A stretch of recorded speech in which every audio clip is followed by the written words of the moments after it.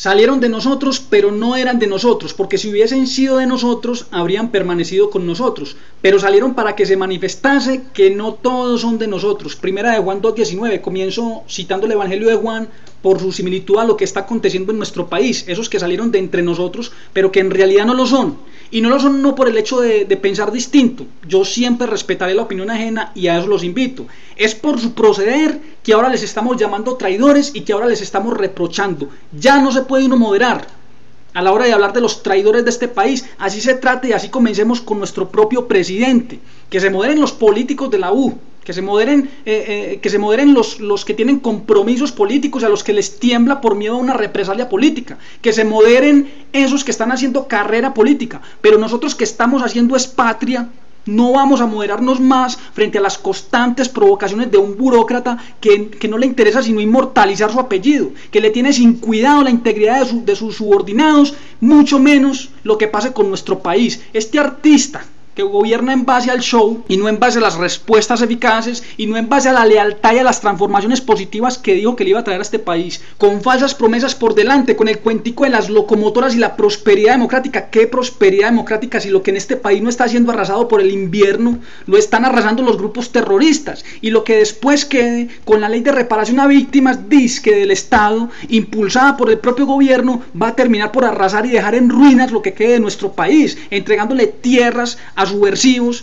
tierras a ONGs al servicio del terrorismo y dejando a los mismos pobres más pobres y a las mismas personas, a los mismos dueños desamparados. ¿Qué beneficio le trae al país tratar de limpiar el nombre ante la comunidad internacional de semejante bandido como lo es Hugo Chávez? ¿Qué vergüenza nos hace pasar este señor hablando en nombre de este pueblo colombiano? ¿Qué beneficio le trae a Colombia entregar a este personaje clave para desenmascarar al terrorista que tienen los venezolanos como presidente a cambio de un tinterillo de la FARC que ni siquiera ha operado dentro del país? A ver, ¿qué beneficios le trajo a Colombia que su presidente se hiciera el ciego, el sordo y el mudo, mientras trasladaban los campamentos de la FARC a otras posiciones dentro de Venezuela, si la plata que se le debe a los empresarios colombianos no la han pagado? Pero lo que sí estamos pagando son las consecuencias de esa disque estrategia, porque ahí están los ciudadanos de las fronteras del país bajo el terror, bajo la predominancia de grupos terroristas que operan desde Venezuela, que operan con el asilo del régimen venezolano. Sí, señores, esa es la realidad que todos aquí conocemos. Entonces, hemos sumado una a una las distintas acciones, hemos esperado a ver si se trataba de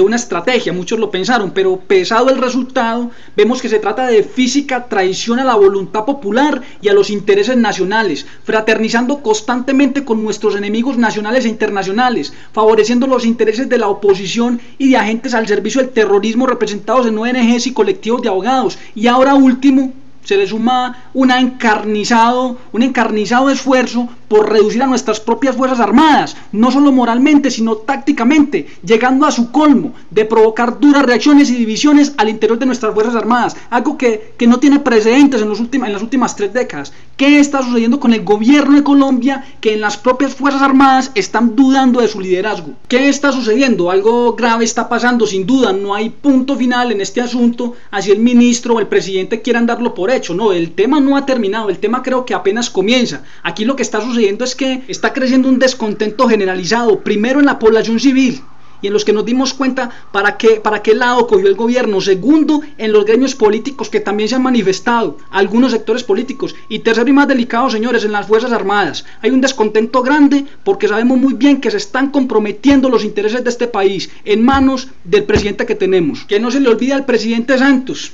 que estamos hablando de las Fuerzas Armadas, que se está metiendo con las Fuerzas Armadas de Colombia, que están para defender los intereses de la nación, no los intereses del socialismo del siglo XXI ni del siglo pasado. Esta consigna está arraigada de manera inmutable en la mente de las mayorías dentro de esta institución, de sus líderes más destacados, que no van a permitir que unos burócratas afines a los pensamientos de los enemigos de este país desmantelen el propósito legítimo de un soldado y de un policía de la patria, que es garantizar la libertad, la justicia y el orden, mucho menos cuando las multitudes, cuando hay un pueblo detrás manifestando su apoyo a ellos y no a los burócratas que pretenden gobernarnos en este momento. De esta manera, y con la movilización del 20 de julio, el pueblo colombiano ratifica su apoyo al Ejército Nacional de Colombia y a todo el conjunto de Fuerzas Armadas, quienes son víctimas de propios y ajenos, de legales y de ilegales, por defender a Colombia y su democracia. Mi nombre es Aníbal Guerra, les hablo desde Medellín, Colombia. Muchas gracias.